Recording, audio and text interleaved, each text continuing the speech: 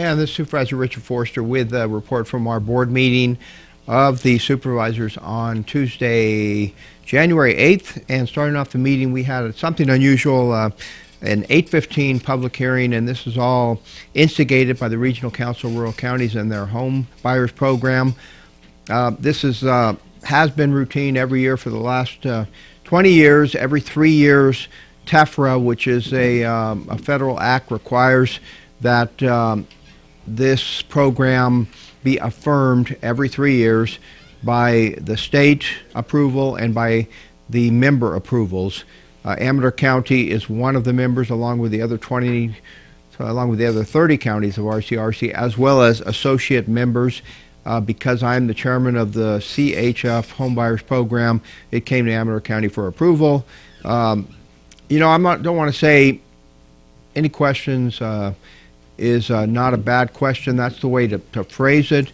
But there's a point where we had one individual from the public who just wanted to make a show and try to say, I gotcha, and come up with points to just make this thing look bad. This program has helped millions of people in first-time home ownership for moderate and low-income people to get this done. You know, the statements were made that government has no role in taking government money, or governments like Amador has no role in trying to take government money and create a program like this to go out and help people. It's ridiculous, and it's totally ridiculous, and I'll just say shame on you to that person that brought those things up, because the role of government is to help people out there, and first-time home ownership is one thing that a lot of people take pride in. The changing of the guard took place yesterday. I went in as chair. Supervisor Novelli went in as vice chair of the board for 2013. We then honored Supervisor past chairman Louis Boitano. I think this was his 5th time as chairman of the board, and he received a little plaque to go on his larger wooden plaque. He's got so many of them now, and Supervisor John Plaz presented him with an honorary gavel, an oak gavel that he made himself on his lathe at home, and quite a job making that. Next up, we had honorees for the Sheriff's Department. Tom Razor, retired after 15 years of service with the Amador County Sheriff's Department. We had Drew Stidger, retired as a captain after 19 years of service, and Ron Rocket retired as a captain after 25 years of service. By the way, Ron Rocket's retirement is coming up in about a week, about 9 days. He'll have a retirement ceremony. I believe that's at the American Legion Hall, and you can call the Sheriff's Office if you'd like to attend. But all of these gentlemen did marvelous work with the Sheriff's Department. They all rose through the ranks, held different positions from detectives to sergeants, operating in different parts of the Sheriff's Department, the Investigations and Communications Bureau, Court Corrections and Court Safety Bureaus.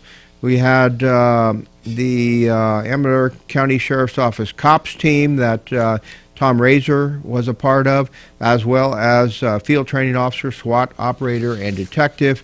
And then Ron Rocket rose through the ranks from sergeant, from a deputy to sergeant to lieutenant to a captain, and finally was in charge of the operations division, overseeing the parole investigations and communications bureau in the end.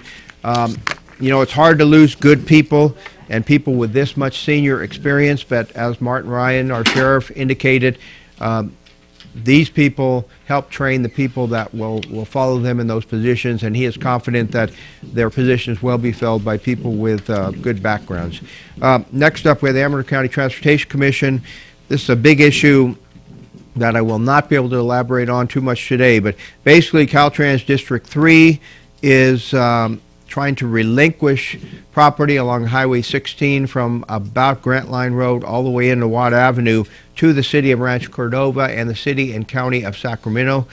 This area is a main thoroughfare and transit route for Amador County for business as well as for commuters. So that's one that our board took a formal position of opposition on Tuesday, and I voted against that. I felt that was a little bit too strong to start with. The other big issue, Sutter Gold Mine, and the noise, and what people are saying is vibration, but appears it's mainly coming from the air overpressure that's hitting different properties in Amador City and Sutter Creek, and that issue will have a lot of exploration done on it, and Sutter Gold Mine is trying to work cooperatively to solve that problem.